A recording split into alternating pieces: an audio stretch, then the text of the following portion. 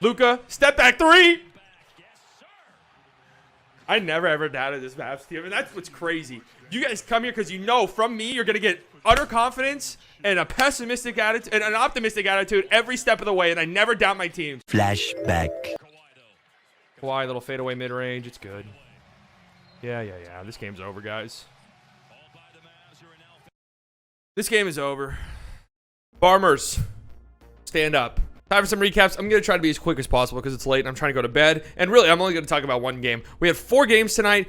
3 of them were absolute and total dog shit. One of them was really, really good. And we know the one that was really, really good. So let's start just real quick with this Wizards 76ers game. I thought this game was maybe a little bit closer than the score indicates. The Sixers just blew the Wizards out of the water in the fourth quarter. But, you know, the season's over for the Wizards. Scott Brooks is probably out of here. Bradley Beal maybe out of here. I'm not sure. I don't really think so, to be honest with you. But you got to give this team some props for how they played, how they came back after how they started the season to make the playoffs, and, you know, be somewhat competitive towards the end there for the Sixers. Obviously, for the Sixers, you need Joel back, right? You need Joel back immediately. But I really like what I saw from Maxey.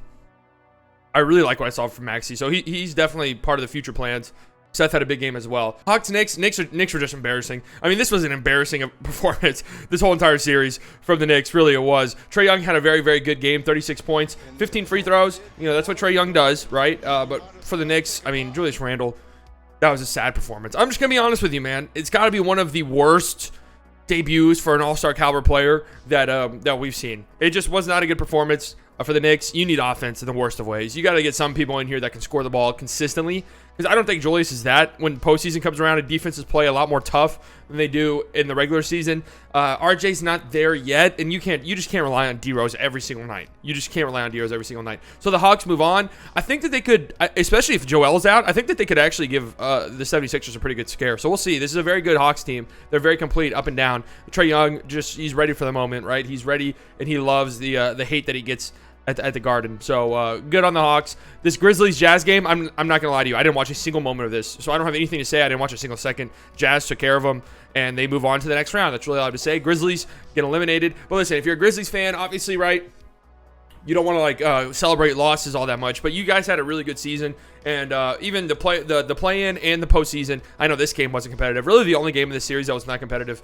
You really got to like what you've seen from your young guys. I mean, John Morant has looked like a superstar over the past month or two of the season. Dylan Brooks has been great. Like, you got a lot of really solid young pieces that are going to help you be, you know, a good team for a long time to come.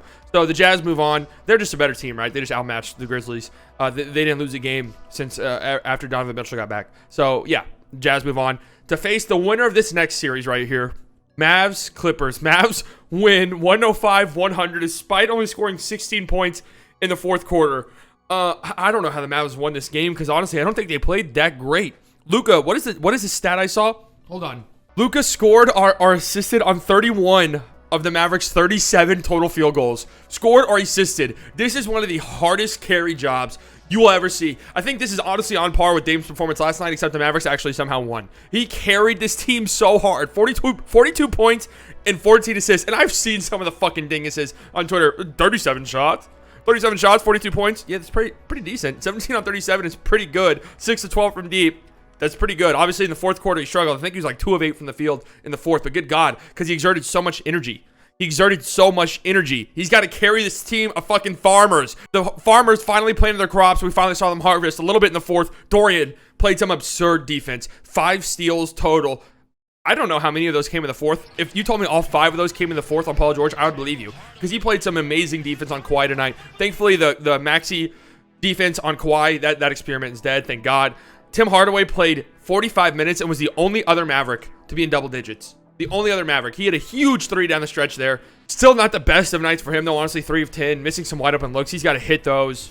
I mean, somebody offensively is going to have to step up. Somebody offensively outside of Luka is going to have to step up a little tiny bit here if the Mavs are to win the next 2 games. Because if you play the exact same way you did tonight, you're going to lose the next 2 games. I'm telling you that. You got lucky tonight. You did. Kawhi turned the ball over 5 times. He had a very bad game. That 3 at the end was awful. That look from Rondo, hilarious. Paul George played well up until the fourth where he turned the ball over, it felt like 15 times.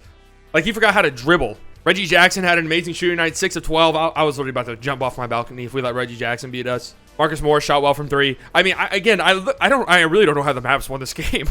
They went on a crazy 16-0 run at the end of the third right there. I thought Luka was about to have an alley-oop. It was about to be crazy. And that's why they won. That crazy run they went on. And then they just weathered the storm enough in the fourth because they looked like garbage in the fourth. If Luka's not doing it, Luka's doing everything on this team. Luka's doing everything on this team. We have to. I've been trying to tell Mavs fans this. Mavs fans say, oh, a wing defender is our number one priority, or a rim protector is our number one priority. And yes, why those two things are important.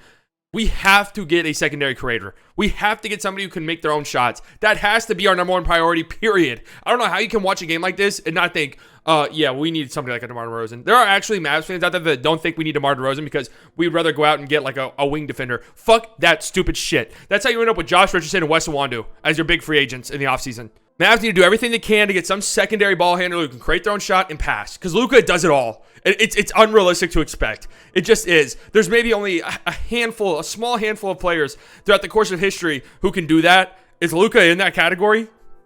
It's too early to say, obviously, but his trajectory looks like it. But they got to get somebody. They got to get somebody else because Luka's doing everything. So that's what I got for you guys. Mavs, Clippers, Game 6. That's probably the next time you guys are going to see me because I will be... also, Kristaps. I got to talk about Kristaps, obviously.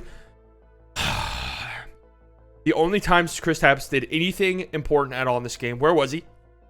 Where was he located on the court? And what did I say? What have I been saying Kristaps needs to be doing?